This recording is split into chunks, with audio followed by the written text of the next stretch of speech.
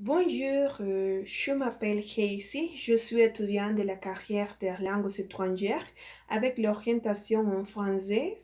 Euh, je suis étudiante de niveau 5 de français.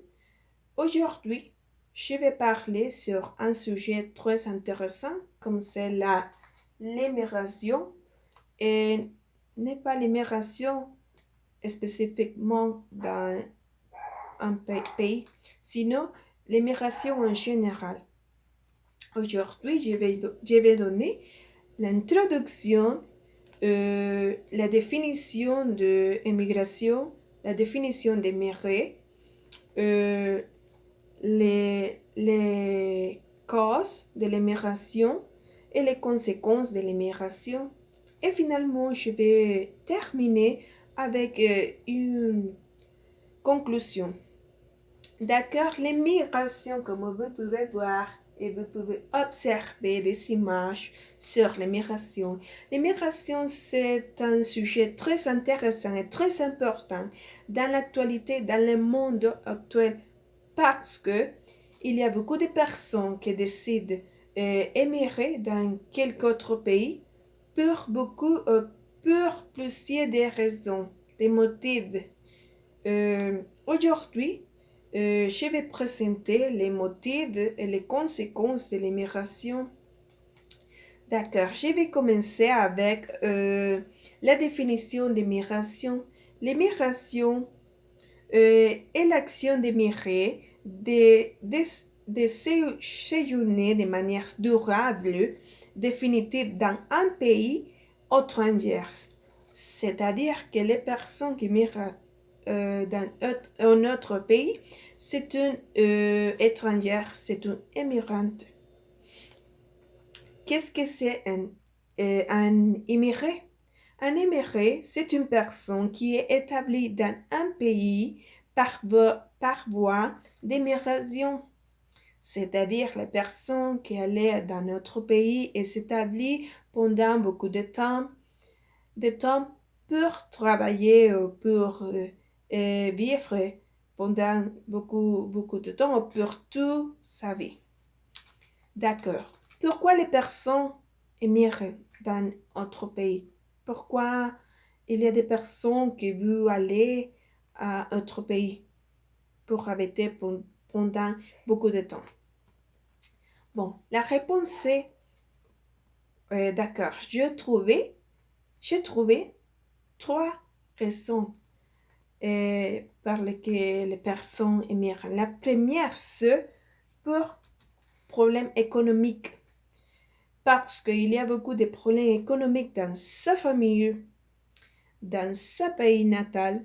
Et c'est pour ça qu'un membre de chaque famille doit aller dans notre pays. Parce que peut-être que la personne ne peut pas étudier. Et c'est pour ça qu'il n'y a pas de travail pour euh, gagner de l'argent. Peut-être eux, parce qu'il n'y a pas de travail, euh, c'est pour ça que c'est une cause. L'autre peut être pour problème politique, parce qu'il y a beaucoup de problèmes politiques dans, dans les pays. Peut-être parce qu'il n'y a pas de liberté, il n'y a pas de liberté d'expression, il n'y a pas de liberté religieuse.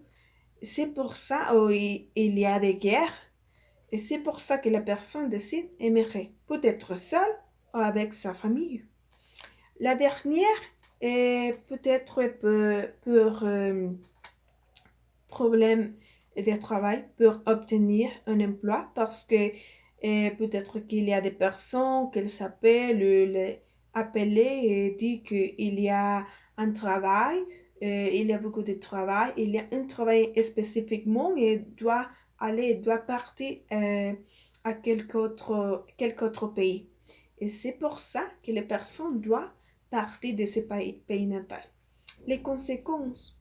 Il y a des conséquences parce que seulement une membre de chaque famille doit partir.